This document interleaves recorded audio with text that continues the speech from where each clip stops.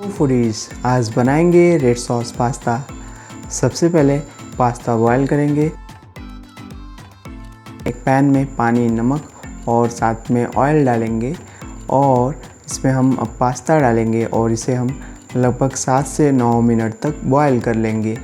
और ये पास्ता हमारा बॉयल हो चुका है। अब रेड सॉस बनाने के लिए एक पैन में टमाटर, सूखी लाल मिर्च पानी में डालकर इसे हम 3 से 4 मिनट तक बॉयल करेंगे और इसे प्यूरी कर लेंगे। अब एक पैन में ऑयल डालेंगे। इसे गर्म होने पर इसमें हम लहसुन और प्याज डालेंगे और इसे हम सौते करेंगे। अब इसमें शिमला मिर्च डालेंगे और इसे सौते कर लेंगे और इसी के साथ में टमाटो प्यूरी ऐड करेंगे और साथ में ही कश्मीरी लाल मिर्च पाउडर डालेंगे और इसे मिक्स करेंगे।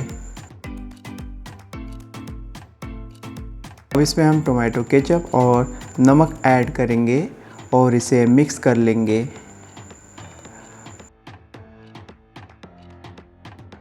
इसमें हम बॉयल किए हुए पास्ता ऐड करेंगे और इसे मिक्स करके 2 से 3 मिनट तक हम इसे पकाएंगे।